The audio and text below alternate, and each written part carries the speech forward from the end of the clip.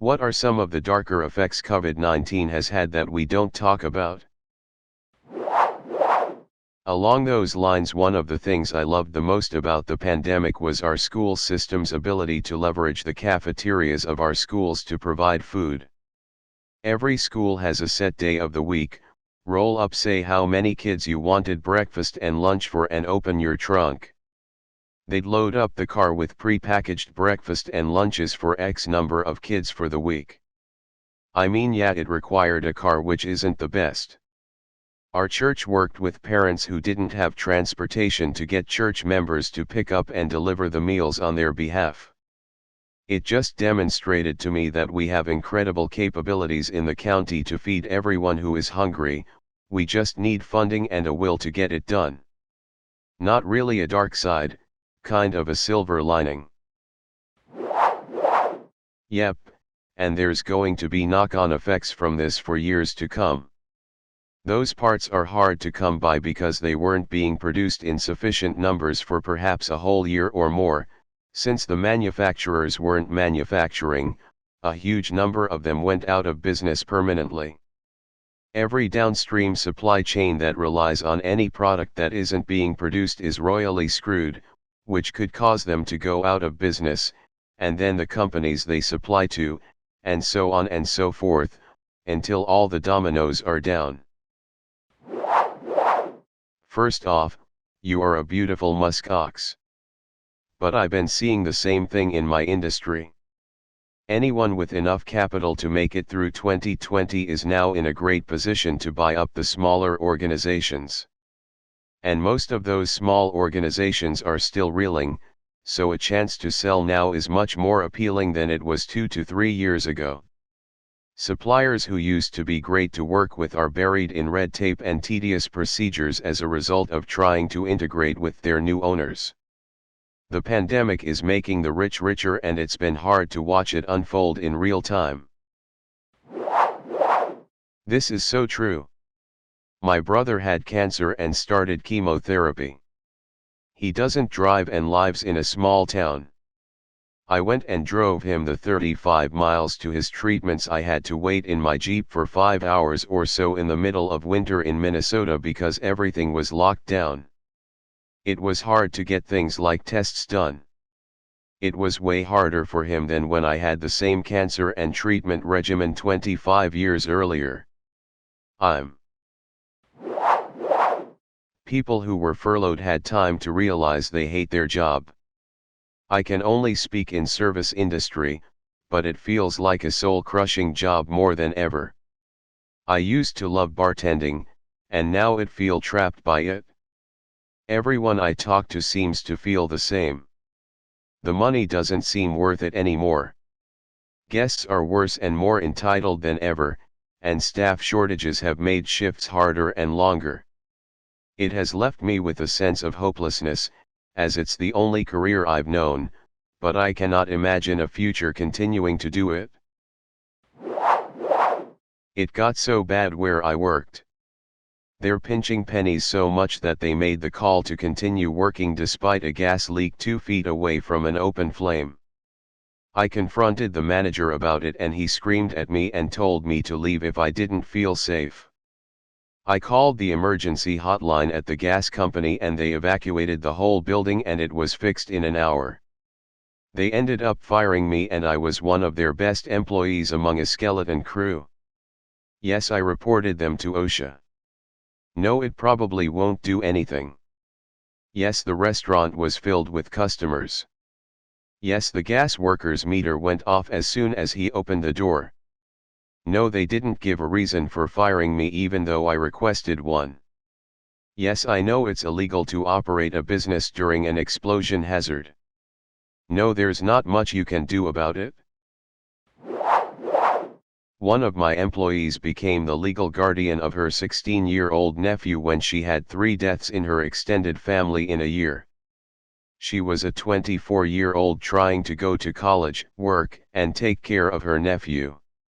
On top of that, the kid's absentee father suddenly showed up to try to take the departed mother's life insurance.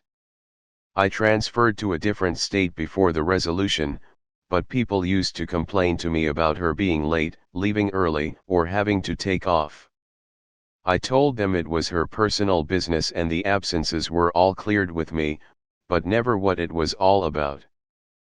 People really do equal shit sometimes and can't accept that other people have lives outside work. This is what it's like where I work. I work in healthcare and our manager's motto is we can't make other people well if we're not well ourselves. So look after yourself. You had a rough day and a shitty sleep? Take a day off to get your head right. Clinical duties stressing you? Take it easy for a few days and work from home. My granddad died a few days ago and they're being so nice with me, nobody is hassling me to get back to work and I've got as much time as I need. It really does help when you know your employer wants you to be happy and healthy. I worked there and when I started I was 17 and one day I was so sick I gave my headset to my manager and threw up. I came back white in the face, could barely stand, and he just gave me the headset back and left me. I worked there for ages too and left after how they treated me in my pregnancy, no bathroom breaks standing the full time, no drinks for hours and not getting a break for 7 hours. I raised a grievance and they basically said I should go fuck myself. A man in my friend's neighborhood ended up in the hospital with COVID-19 and ventilated. He was a single dad to a 6-year-old girl, and there was a restraining order against the mother because of previous abuse, and I think she was in prison at the time as well. When he was hospitalized, there was nowhere for that girl to go and she ended up in foster care until her grandmother was able to roll into town and take care of her. Luckily the man survived, but it was so awful to think of what could have happened to that poor girl if he didn't pull through. It's bad but may not be outright abuse/neglect. I lost 2 kids when we went remote. Everyone in the office reached out to the family multiple times, but when you are in a state of poverty so Wi-Fi is spotty at best, a single parent working 12-hour shifts, have multiple children under 10 that are cooped up in a small home, or any of the 100 other barriers that even loving and nurturing families had difficulty navigating, you pick your battles, and for these 2, school dropped down the priority list. Granted, some just didn't give a fuck, but a good portion were doing their best with what they had. One thing I have noticed is a load of young adults who before COVID were young enough to be young people but are now considered adults. None of them have any idea how they are meant to be or behave. My brother turned 18 a week before the lockdown here in the UK, he is now late 20, almost 21. People see his age and expect him to be a more mature adult, but really he is still an 18-year-old in his head. I really feel for that age group. They have missed some massively formative years that show you how to live and interact in an adult world. His anxiety levels are off the charts and he has gone from quite an independent young person to someone who constantly needs confirmation and validation. I'm sure it's very similar for many people his age. Personally, it changed my view on the world a lot. I was just finishing up college as the pandemic hit and literally spent my first year out of college sitting at home with no job and nowhere to go. Any post-college plan I had went right out the window. Now there's things that I consider that I never did before because I see the world differently. These include, not sure what to do with my life, not wanting to deal with so much BS from society. Ultimately I've realized just how fucked up we all are and how I just wanna live my life and not be bogged down by so many societal constructs. It will be decades until the effects on the psychology and economic chances of current children come to light. In some countries, children miss 2 school years with only bare-bone online and TV options to catch up. Children have been growing up with constant warning to not get too close to other people, sanitize everything and wear masks. Do they learn how to read a stranger's mimic? Do they focus on the eyes instead of the whole face? Older children experience a tsunami of hatred, mistrust, misinformation, and division both in their families and their countries. How fucked up will they be, once they are allowed to vote themselves? I'm quite glad that I don't have children and don't have to worry about their long-term coping. Mid-20s here and yet. That feeling of impending doom. I get to work 40 to 50 hours a week at a job that makes me miserable for the next 50 years because fuck the chances of retiring before I'm 70. And that's being optimistic. Who knows if the world will even last that long at this point? Or if retirement will be a possibility for me if the world does survive. What's the point? It's awful. I'm typically pretty optimistic and such, but the state of the world right now is making that really difficult to do. My neurologist mentioned that the patients they are seeing are all high-functioning people, many of which had minor or asymptomatic experiences. An ER doctor who can't get certified by his board to work due to cognitive issues. CEOs struggling to run their companies. Lawyers who struggle to practice law. They're building an entire neurological wing and struggling to find doctors. Now look at that, potentially affecting millions. Billions of people. Our entire species may be stupider as a consequence of fighting this virus. Edit. 3-time COVID sufferer, you read that right, long hauler with multiple downstream issues, under active care. Vaxxed, third round was a breakthrough case. I've talked about this to my friends, 20s, and we all think we are losing our minds. I don't know if it is due to the actual virus, none have ever tested positive, or if it is from getting out of college and not actively learning/using critical thinking skills. Some of us are doing master's degrees part-time, so I don't think it is that, a lack of motivation from seeing how much the world is crumpling, being stuck in the endless Groundhog's Day of work, gym, video games, or seeing the stupidity that is so clearly around us. But we all have impacted memory, smaller attention spans, decreased motivation, and apathy for a lot that is going on.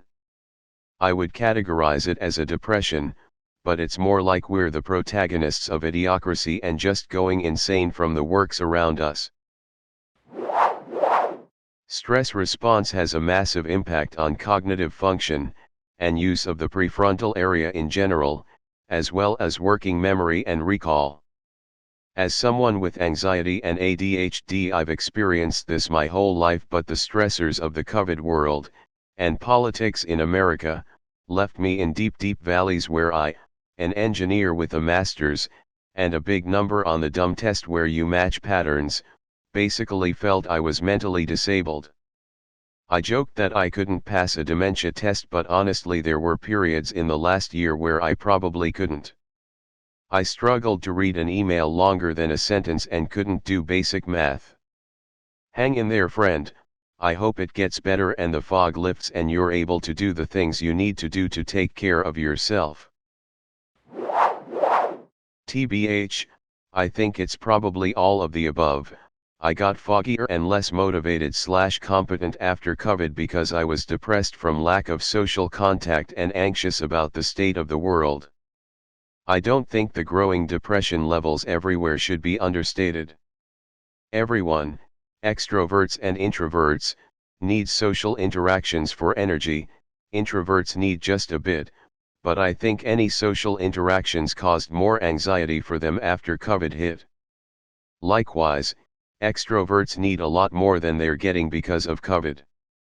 And it was harder for me to motivate for tasks I have to do, college, when I had no one around me to share in my misery and do the same. We're social animals. Yep. This is heartbreaking. I've cleaned a lot of low-income housing. Not all, but some are absolutely horrible. Houses with just a permanent layer of clothing on every inch of the floor, piles of garbage in every corner, wet mattresses on the floor, Dog/cat poop and pee everywhere, and children's toys mixed in. That's when you realize kids are living in this. Kids that have to get up, find something remotely clean to throw on, and catch the bus. For some of these kids, school may be the only time they get to sit down at a clean table, and eat a clean meal. Schools go to remote learning, and the kids in these situations are just 100% screwed. The legal system is so far backed up, it's terrifying to think how many violent people have yet to go to court or be detained because of how backed up they are from COVID. I filed charges on SA and regular assault a year ago and they have not even looked at my case yet. This person I filed against is still walking free with no consequences. Terrifying. Edit. Thanks for all the replies, it has given me a lot of food for thought. Either way, I think it's a crappy situation, but thoughts and wishes don't change the situation, unfortunately. Families that used to be wealthy with young children in the house suddenly having no food, no electricity, no heating. Having to call families I work with and actually ask is there food in the house was heartbreaking. Many of my students are from artistic families, freelancers, actors, musicians, theater people. Parents went from a really high income to almost none since many of them were self-employed. Not to mention parents who couldn't speak English not being able to apply for any financial support, food vouchers, or housing support. I'm a medical researcher and have been doing COVID research since the beginning of the pandemic. One thing we regularly talk about in our meetings about COVID are the long-term effects that the virus is having on people who have recovered, commonly referred to as long COVID. Some of the more severe long COVID effects are atrophy of the dura mater of the brain, stiffening of the pleura in the lungs, and atrophy of the ventricle walls in the heart. There are many other effects like prolonged loss of taste and smell, chronic headaches, fatigue, joint stiffness/pain, and a pretty large variety of others.